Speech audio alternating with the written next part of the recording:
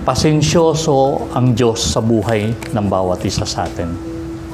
Paulit-ulit tayong gumagawa ng kasalanan na hiningi na natin ng tawad sa Diyos, tapos bukas gagawin uli natin. Hihingi uli natin ng tawad sa Diyos, then isang araw na naman, o minsan wala pa isang araw 3 minuto pa lang gagawin uli natin. The same sin. Pasensyoso ang Diyos. Sa Mateo, may isang talinhaga ibinigay ang Panginoon. Tungkol to sa isang magsasaka na nagtanim siya ng trigo sa kanyang palayan. At nung itinanim na niya yon, habang tumutubo na yon, isang gabi, nasa lisayan siya ng kanyang kaaway.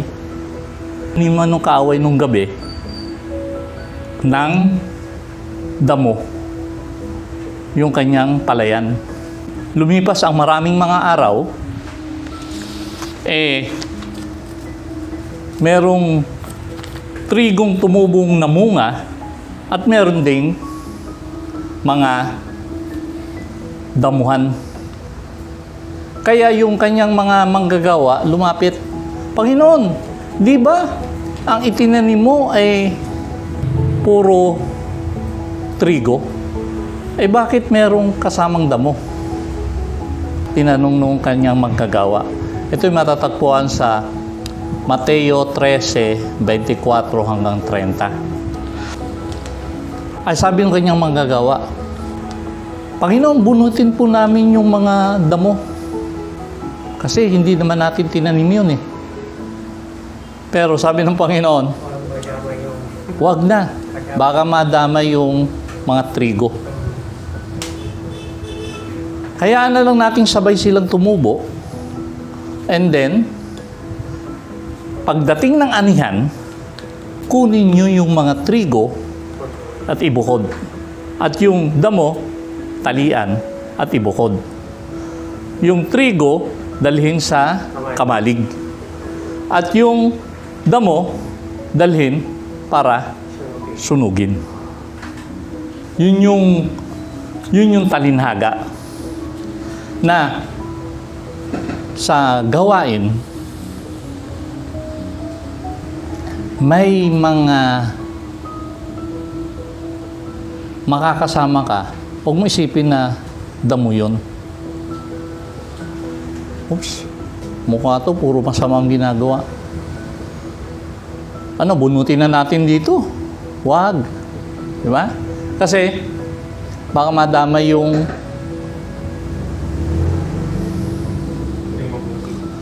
trigo. Di ba? Kasi, nakakita na kayo ng talahib tsaka ng palay pag wala pang mga bunga. Halos pareho yan Minsan halos konti lang pagkakaiba niyan. Unless talagang magaling yung tumingin Di ba? Kaya pagka tumutubo pa lang yan at ito, damo to. Mateo 13 po. 24 hanggang 30. Kaya sabi ng Panginoon, huwag muna. Diba? Kasi, hayaan mo sabay tumubo. Pasensyoso ang Diyos Anong matututunan natin doon sa talinhaga? Ang Diyos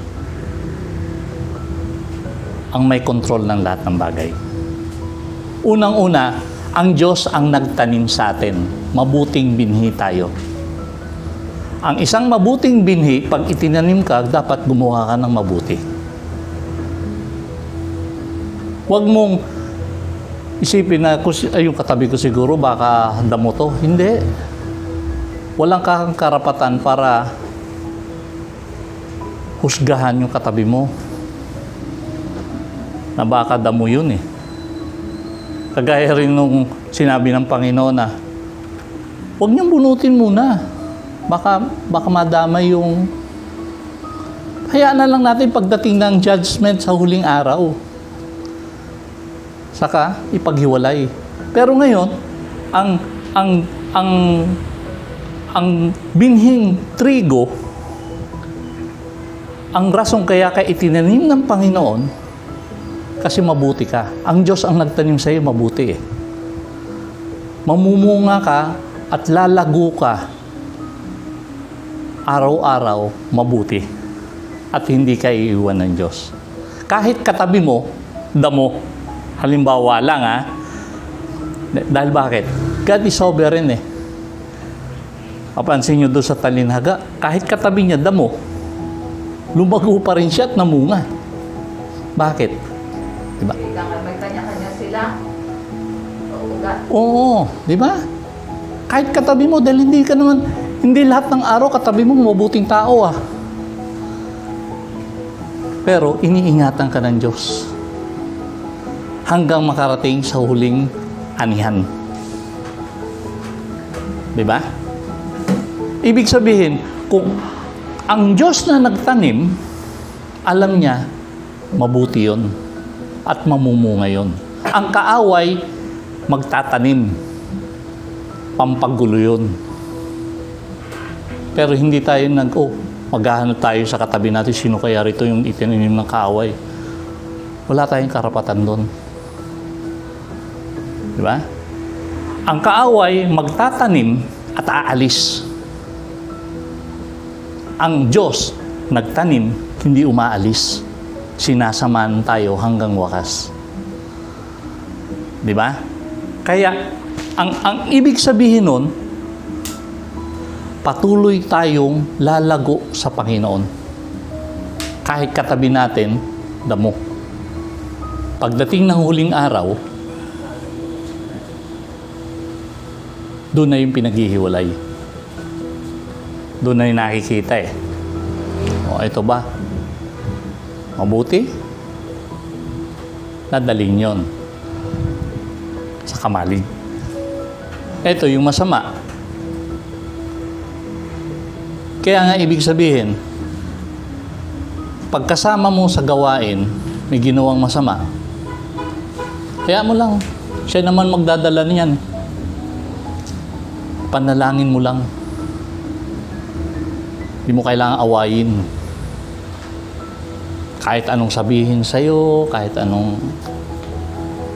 Di ba? Dahil reason, kaya ka nasa gawain, dahil mabuting binhi ka para gumawa ng mabuti. Para lumagong mabuti.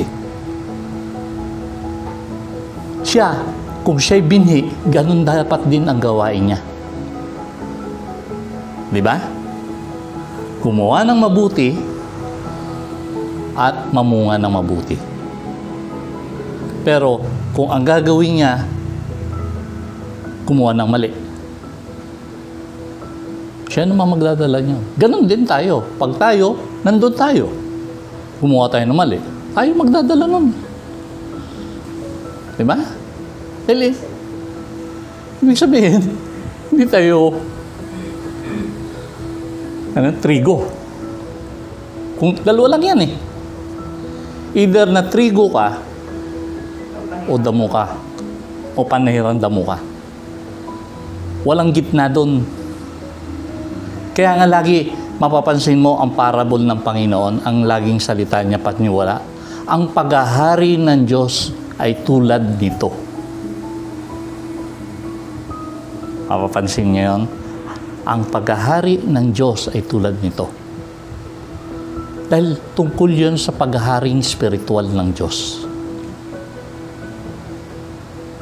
Hindi pang pisikal. Kundi siya yung hari, siya yung nagkokontrol ng lahat ng bagay. Pati paglago mo. Hindi yung insidente ang nasusunod. Yung pangyayari ang nasusunod. Kundi ang naghahari sino? Ang Diyos. Kahit puro, ilagay dyan puro kaguluhan, Diyos pa rin. Pagdating ng punch, Diyos pa rin. Diba? Mananatili hanggang wakas. Dahil ang kaaway lang talaga, gagawin lang yan Magtatanim, aalis. Tatanim, aalis. Pero ang Panginoon, magtatanim, hindi aalis. Maghihintay, aalagaan ka niya. Magtiyatiyaga na nandyan. Pasensyoso ang Panginoon sa atin. Ganon din dapat tayo. Maging pasensyoso tayo sa mga kahinaan ng kapwa natin. Huwag tayong judgmental, kundi maging pasensyoso tayo. Huwag na lang tuwing nakagawa ng masama yung kapatid natin, damo to, damo. Hindi ganun yun. Baby pa lang yan siguro. Hindi pa niya natutunan yun. Pero wala tayong karapatang mag-judge. Yun lang po.